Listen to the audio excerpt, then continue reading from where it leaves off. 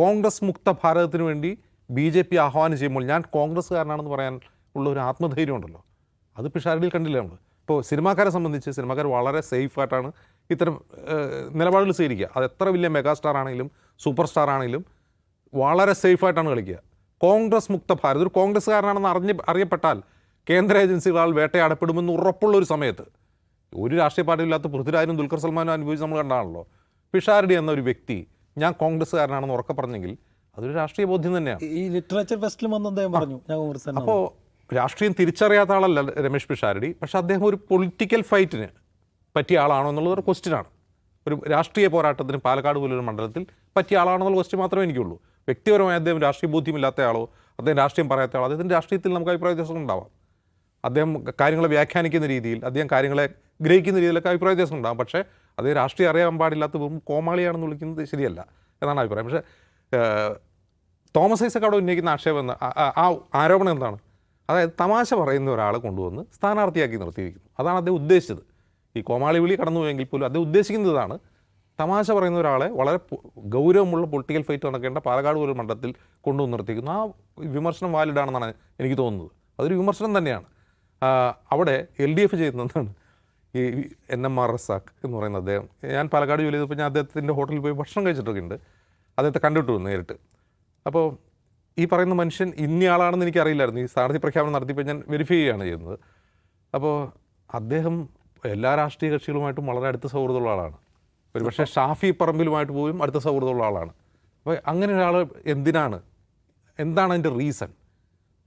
LDF choose ചെയ്യാനുള്ള reason എന്താണെന്നുള്ളൊരു question തന്നെയാണ്.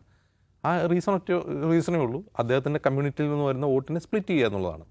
ആ സ്പ്ലിറ്റ് ചെയ്താൽ ആർക്കാണ് ഗുണമാവുക എന്നുള്ളതാണ് ക്വസ്റ്റ്യൻ. അപ്പോൾ CPM-ന് പാലക്കാട് മണ്ഡലത്തിൽ രമേശ് പിഷാരടിയെ വിമർശിക്കാനുള്ള ഒരു സ്പേസ് നഷ്ടപ്പെടുന്നത് ഈ സ്ഥാനാർത്ഥിയിലൂടെയാണ്. അദ്ദേഹത്തിൻ്റെ സ്ഥാനാർത്ഥിയിലൂടെ കൊടുക്കുന്ന മെസ്സേജ് എന്താണ്, എന്തിനാണ് അദ്ദേഹത്തെ നിർത്തുന്നത് എന്നുള്ളൊരു ക്വസ്റ്റ്യനാണ്. അതല്ലാതെ അദ്ദേഹത്തിന് അവിടെ വലിയ തോതിൽ സെക്യുലർ വോട്ടുകൾ, ഇപ്പോൾ ഇന്ന് EN സുരേഷ് ബാബുവും പിണറായി വിജയനും ഐസക്കും ഒക്കെ പറയുന്നത് സെക്യുലർ വോട്ടുകൾ ഗ്യാദർ ചെയ്യുന്നതിനെ കുറിച്ചാണ്. സെക്യുലർ വോട്ട് ഗ്യാദർ ചെയ്യാൻ പാകത്തിലുള്ള എന്ത് ക്വാളിറ്റിയാണ് ഒരു ബിസിനസ്സുകാരൻ മാത്രമായ അദ്ദേഹത്തിനുള്ളത്? അങ്ങനെ ഉണ്ടല്ലോ. പാലക്കാട് പോലെ ഇപ്പോൾ പാലക്കാട് സെക്യുലർ മണ്ഡലമല്ല എന്നല്ല ഞാൻ പറയുന്നത്. പാലക്കാട് സെക്യുലർ മണ്ഡലം തന്നെയാണ്. എന്തുകൊണ്ടാണ് സെക്യുലർ മണ്ഡലമാവുന്നത്? ഷാഫി പറമ്പിലിനെ പോലെ ഒരാളെ തിരഞ്ഞെടുക്കുന്ന മണ്ഡലമാണ്. അതായത് 50%-ലധികം ഹിന്ദു പോപ്പുലേഷനുള്ളൊരു മണ്ഡലത്തിൽ നിന്ന് മുസ്ലിം സമുദായാംഗമായ ഷാഫി പറമ്പിൽ തുടർച്ചയായി ജയിക്കുന്നൊരു മണ്ഡലമാണ്. അപ്പോൾ ആ മണ്ഡലം സെക്യുലറാണ്. അപ്പോൾ അങ്ങനെ സെക്യുലറായ ഒരു മണ്ഡലത്തിൽ സെക്യുലർ വോട്ടുകൾ ഗ്യാദർ ചെയ്യാൻ പറ്റിയ ശക്തനായ ഒരു സ്ഥാനാർത്ഥിയാണോ LDF-ൻ്റെ എന്ന് ചോദ്യമുണ്ട്. അല്ല. അപ്പോൾ പാലക്കാട് UDF ചെയ്യുന്ന അതേ മിസ്റ്റേക്ക് എന്ത് ചെയ്യുന്നു LDF-ഉം ചെയ്യുന്നു. അവർക്ക് ഈ രണ്ട് മുന്നണികൾക്കും BJP ഒരു ഭീഷണിയായി തോന്നുന്നില്ല എന്നുള്ളിടത്താണ് എൻ്റെ പോയിന്റ്. ഇപ്പോൾ കാസർകോട്ടെ കാര്യം പറഞ്ഞു, അല്ല മഞ്ചേശ്വരത്തെ കാര്യം. SDP എന്ന പാർട്ടിയുടെ അസ്തിത്വം തന്നെ എന്താണ്? ആ പാർട്ടി എന്തിനാണ് രൂപം കൊണ്ടത്? ആ പാർട്ടി രൂപം കൊണ്ട് കഴിഞ്ഞൊരു 10-25 വർഷം, നൂറ്റാണ്ട് കാലം കേരളത്തിൽ ആ പാർട്ടിയും അവരുടെ മാതൃപ്രസ്ഥാനമൊക്കെ പ്രവർത്തിച്ചതിന് വേണ്ടിയാണ്. RSS ഇന്ത്യയെ വിഴുങ്ങാൻ പോകുന്നു, കേരളത്തിലും അവർ വേരുകളാഴ്ത്തുന്നു. അപ്പോൾ അതിൻ്റെ ഒന്നാമത്തെ ശത്രുക്കളായ കമ്മ്യൂണിറ്റി അതിനെ ചെറുത്ത് നിൽക്കണം. എന്നിട്ട് അവരെന്താ ചെയ്യുന്നത്? ഞങ്ങളേതോ പഞ്ചായത്തിൽ തോൽപ്പിച്ചു എന്ന് പറഞ്ഞ് മുസ്ലിം ലീഗിൻ്റെ സ്ഥാനാർത്ഥി തോൽപ്പിക്കാൻ ശ്രമിക്കുന്നു. ഒട്ടും രാഷ്ട്രീയമായി അവർക്ക് അതിനെ ജസ്റ്റിഫൈ ചെയ്യാൻ കഴിയില്ല, അവർക്ക് അതിനെ വിശദീകരിക്കാൻ പോലും കഴിയില്ല. ഇന്ന് അവരുടെ സംസ്ഥാന അധ്യക്ഷനായ ഒരു മൂവാറ്റൂർ അഷ്റഫ് മൗലവി ഫേസ്ബുക്കിൽ ഒരു പോസ്റ്ററിൽ എന്തോ പറഞ്ഞിട്ട് വായിച്ചാൽ മനസ്സിലാവില്ല, അത് എന്താ ഉദ്ദേശിച്ചതെന്ന് മനസ്സിലാവില്ല, അത് അവർക്ക് വിശദീകരിക്കാൻ കഴിയില്ല. അപ്പോൾ ആരാണെന്ന് ഫാസിസത്തിനെതിരായ പോരാട്ടമാണ് എന്ത് സാഹചര്യത്തിൽ ഇപ്പോൾ ഏറ്റവും കരണീയമായത് എന്ന് പറഞ്ഞാൽ എന്താണ്? മഞ്ചേശ്വരത്ത് KM അഷ്റഫ് എന്ന് പറയുന്ന അവരുടെ സ്ഥാനാർത്ഥിയെ നിർത്തി ലീഗിനെ തോൽപ്പിക്കുക എന്നുള്ളതാണ് ഫാസിസത്തിനെതിരായുള്ള പോരാട്ടം.